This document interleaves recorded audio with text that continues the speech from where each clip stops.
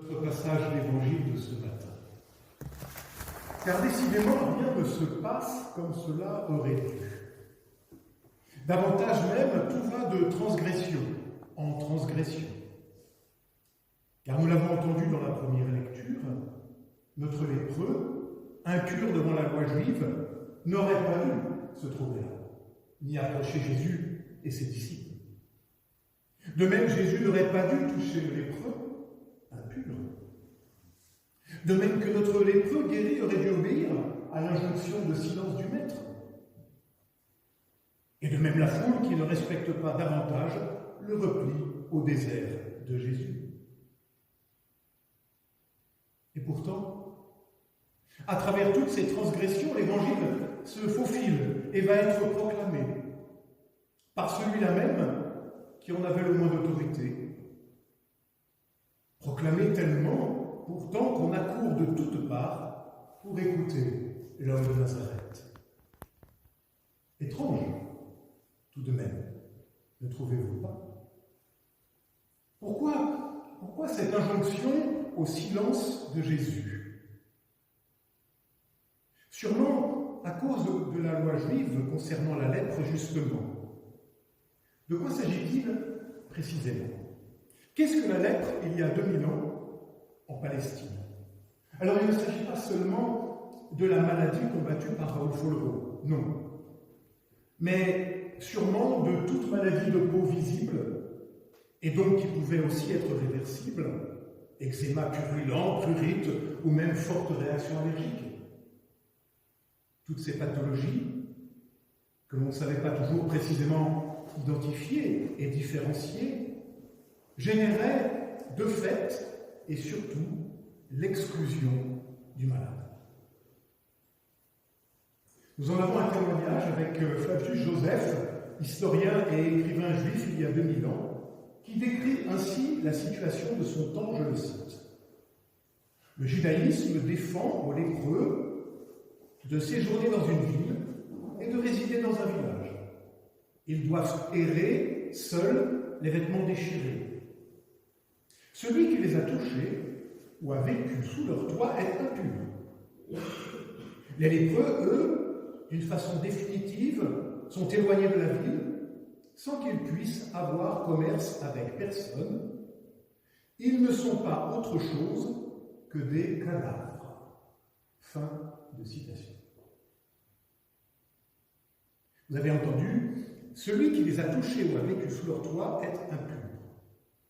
Alors on comprend peut-être mieux pourquoi Jésus, s'il voulait poursuivre son ministère, c'est-à-dire prêcher dans les rues des villages, entrer dans les synagogues, ne souhaitait pas que cela s'ébruite, parce qu'il devenait lui-même impur par contact.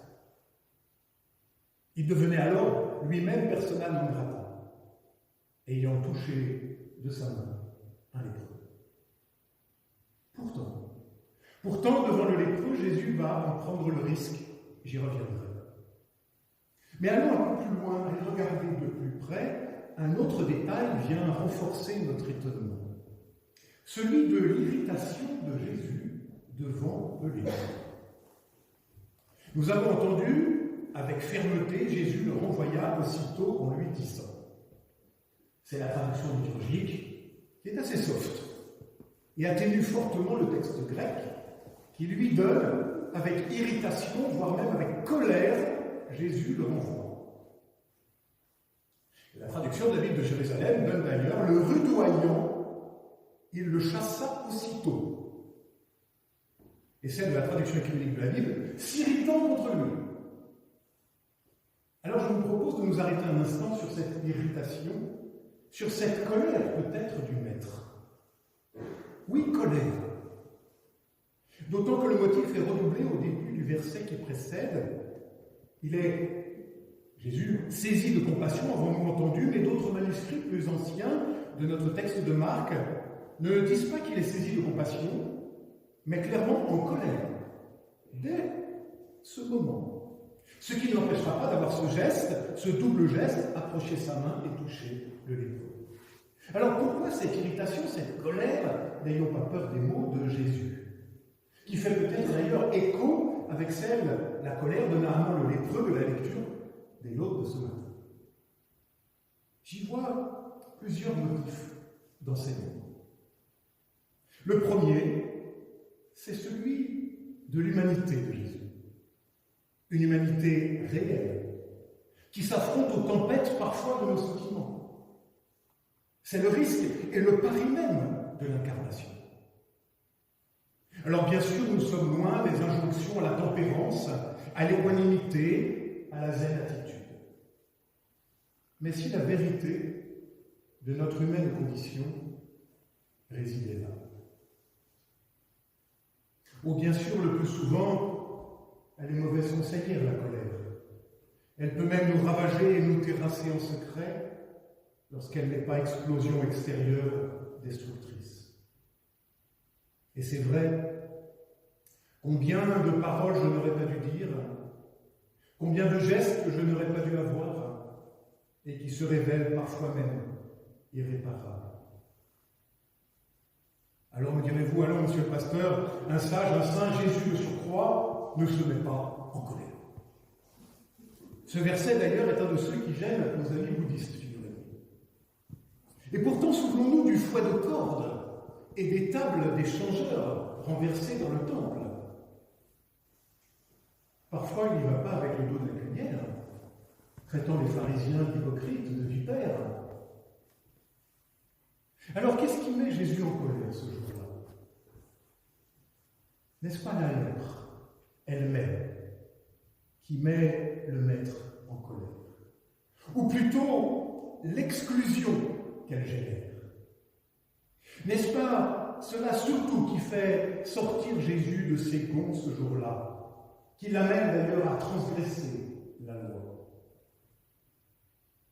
Et je me demandais si là, très exactement là, ne se situait pas le cœur de l'Évangile. Rappelons-nous de ce que disait Flavius Joseph des lépreux de son temps, ils ne sont pas autre chose que des cadavres. Et voilà, me semble-t-il, ce qui provoque le courroux de Jésus, l'exclusion. Davantage, la religion lorsqu'elle exclut, au lieu de rassembler. L'homme rendu cadavre par la loi religieuse, par les conventions sociales, lorsqu'elles s'érigent en loi naturelle.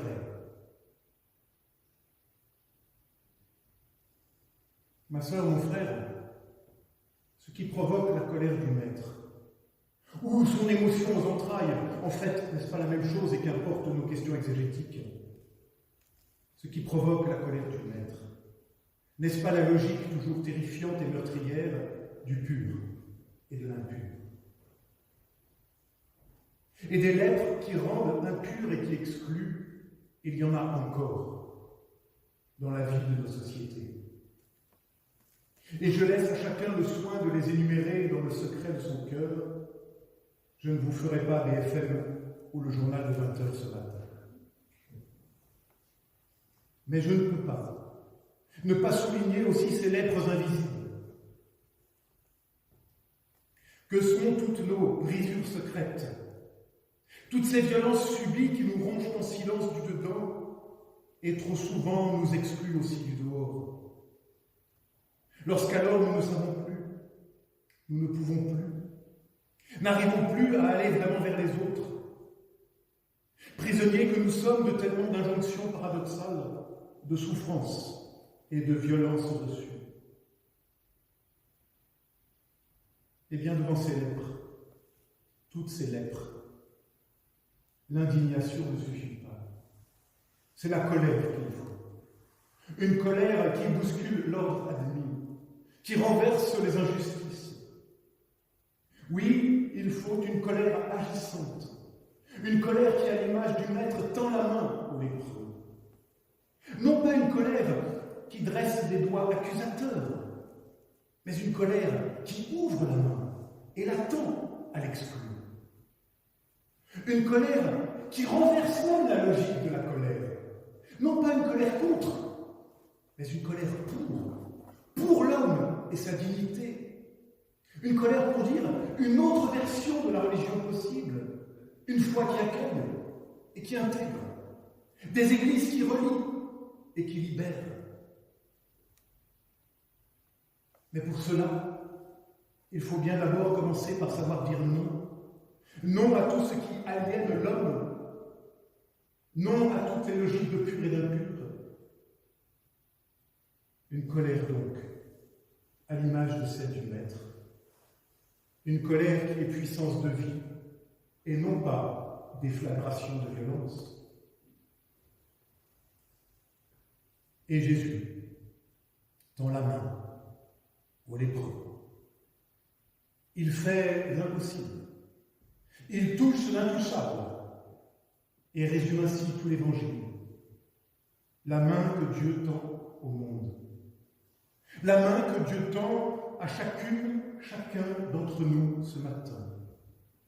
Car nous le savons bien, nous sommes tous, peu ou prou, un peu lépreux. Comme le dit très justement l'une de mes consoeurs avec laquelle j'ai beaucoup travaillé ce texte, que voulait-il vraiment cet homme?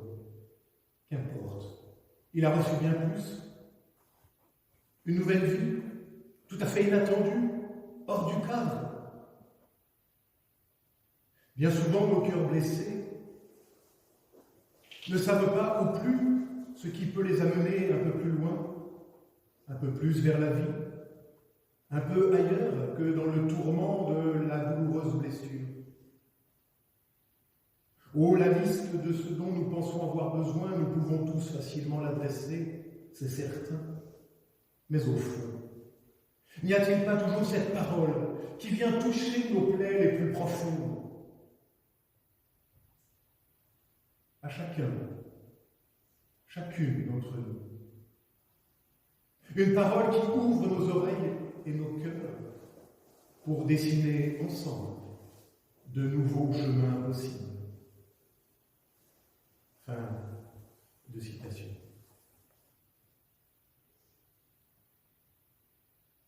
Ma sœur, mon frère, ô lépreux, à toi, à moi donc aussi, Jésus déclare « Oui, je le veux ». Et la lèpre le quitta.